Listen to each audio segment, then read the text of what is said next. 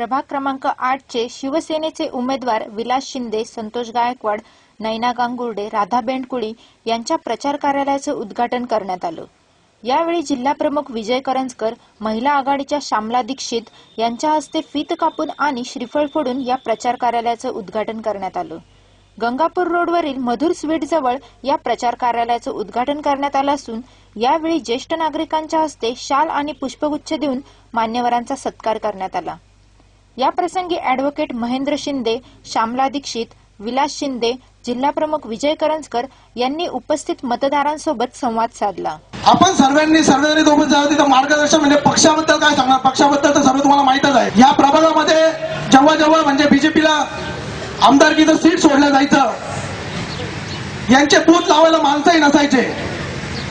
आम्ही तिथं आमच्या माजी उपप्रमुख कपिल भाऊ आयरे इथे आहेच, हे सर्व आम्ही दादागिरी करून, कारण ते समोरचे लोक कुठल्या दुसऱ्या पक्षाचे, काँग्रेस पक्षाचे असतील, ते बूथ लावून द्यायचे नाही। बीजेपीचं बूथ आम्ही तिथं लावायचो।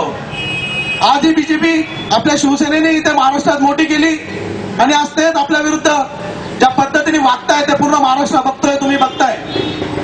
प्रसार माध्यमाच्या माध्यमातून काही व्हॉट्सअप, फेसबुक याच्यावर सर्व दिसतंय तुम्हाला की बीजेपी काय करताय। सत्तेत आल्यानंतर 60 वर्ष लागले काँग्रेसला तेवढा अहंकार यायला, पण यांना 2 वर्ष सुद्धा लागले नाही।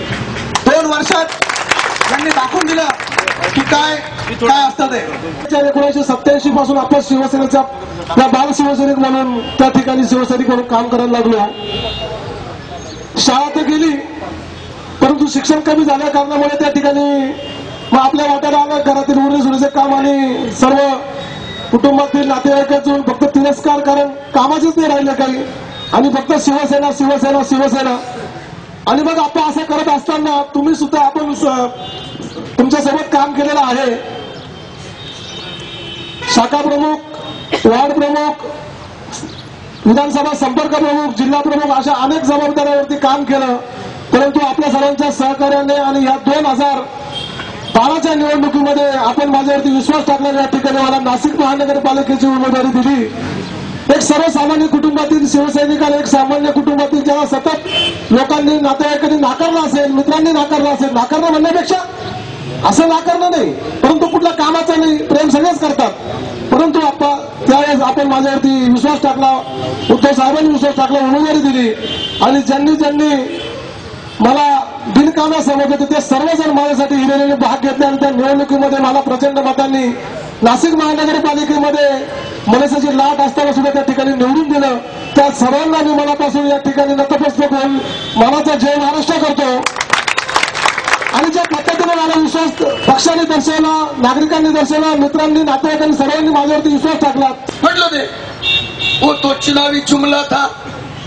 अरे कमळा, तुझा चुनावी जुमला ही जनता जनार्दन आहे, बुटानी मारल्याशिवाय राहणार नाही, तुमचं सत्यानाश झाल्याशिवाय राहणार नाही।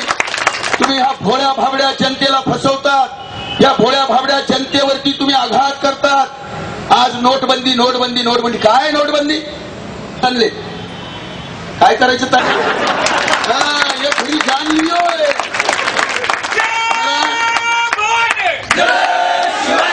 तुम्हाला समजणार नाही। मी तुम्हाला सांगतो, मोबाईल ऍप्स वरतून तुम्ही 100 रुपये ट्रान्सफर केले का 1 रुपया मोबाईल वाल्याला झाला, तो दुसरे ट्रान्सफर केले का 1 रुपया त्याच्याकडे गेला।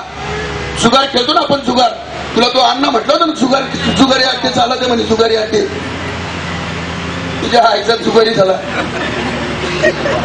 हरामखोर। त्याच्याकडे जायचंय मला सभेला 9 मध्ये, तेव्हा त्याला दाखवतो मी। विलासअण्णा शिंदे जे सगळ्यांनाच आपले मोठे किंवा छोटे बंधू वाटतात, असे लाडके सर्वांचे विलासअण्णा शिंदे, तितकाच कणखर पण ढाण्यामाग असलेला संतोष गायकवाड, त्याचप्रमाणे अतिशय नम्र आणि एक उच्च शिक्षित नैनाताई, त्याचप्रमाणे आपल्या रेखाताई की ज्यांनी संसार सांभाळला,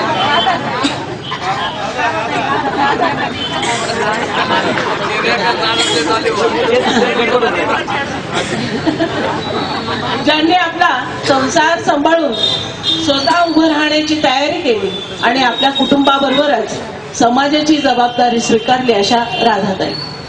बघा, या सगळ्यांना आपण भरभरून यश देऊ यासाठी काय केलं पाहिजे तर सगळ्यात महत्वाचं आपल्याकडचा जर प्रभागाचा अभ्यास केला तर यात आनंदवलीचा भाग, मी याच भागात राहते त्यामुळे चांगल्या प्रकारे सांगू शकते. यानंतर जिल्हा प्रमुख विजय करंजकर यांनी कार्यकर्त्यांच्या उपस्थितीत आनंदवल्ली बस स्टॉप जवळील प्रचार कार्यालयाचं उद्घाटन केलं.